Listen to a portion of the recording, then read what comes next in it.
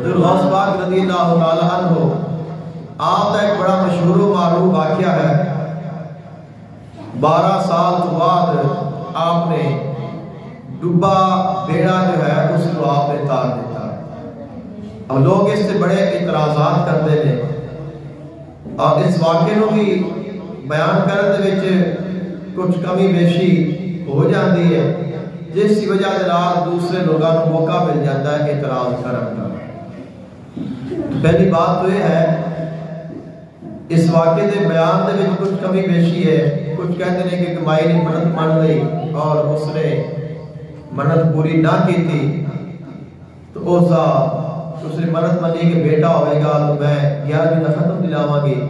بیٹا پیدا ہو گیا, بیٹا جوان ہو گیا اور اس نے اس منت کو پورا نہ کیتا.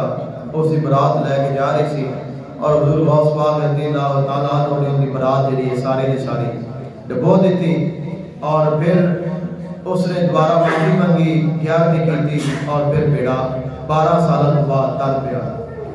تو ابو کہتے ہیں کہ بڑا شہر اتنا ہی طاقتور ہے, اس نے ایک ختم دے واسطے یا ایک 11ویں شریف کے ہدیے دے واسطے اس نے پوری کشتی نہیں ڈبو دیتا ہے.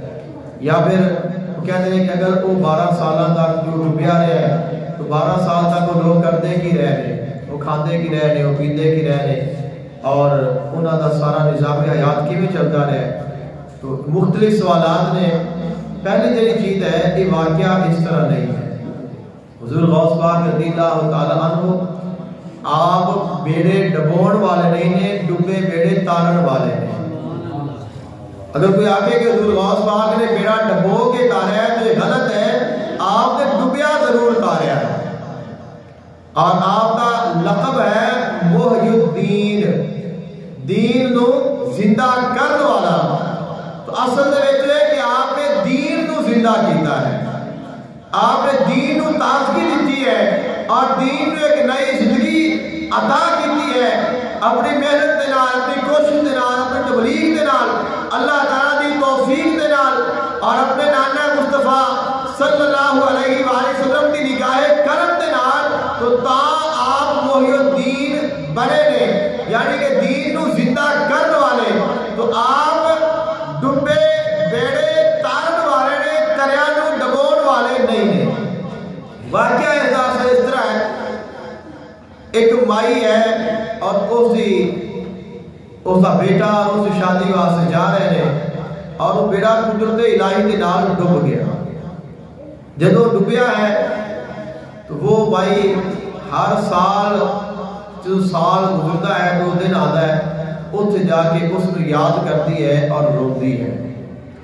اس واقعے کو 12 سال گزر گئے ہیں اور وہ بھائی اتنے بیٹھ کے رو رہی ہے اور حضور غوث پاک رضی اللہ تعالیٰ عنہ اللہ تعالیٰ کے ذکر مشغول نے.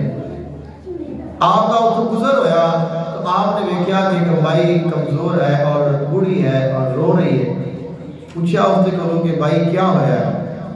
تو اس نے دسیا کہ میرا بیٹا اور میرا خاندان سارے لوگ اتنے ڈب گئے اور میں انہوں نے غم میں بیٹھ کے رو رہی ہوں. تو آپ نے اللہ تعالیٰ کی بارگاہ میں دعا کی تھی اور آپ نے دعا فرمائی تو خلق کائنات نے آپ کی دعا کی برکت دے نال انہوں نے پھر دوبارہ زندگی عطا فرمائی. وہ بیڑا ڈبیا یا پھر دوبارہ اللہ تعالیٰ نے واپس لوٹایا اور وہ سارے جنہیں جا رہے سن وہ ہی سارے کے سارے بیڑا تریا کنارے دے نال لگیا اور بھائی نے اپنا بیٹا مل گیا. حضور غوث پاک رضی اللہ تعالیٰ عنہ چلے گئے. 11ویں اور ختم اور منت آلہ کوئی وجود ہی نہیں ہے. اب اگر کوئی آکے کہ ایمیں ہو نہیں سکتا تو اس نے اللہ تعالیٰ کی قدرت کا انکار کرنا ہے. جو کچھ ہوتا ہے, جو کچھ ہو رہا ہے, جو کچھ ہوئے گا وہ اللہ تعالیٰ کے حکم کے نال ہو رہا ہے اور اللہ تعالیٰ علی کل شیء قدیر ہے.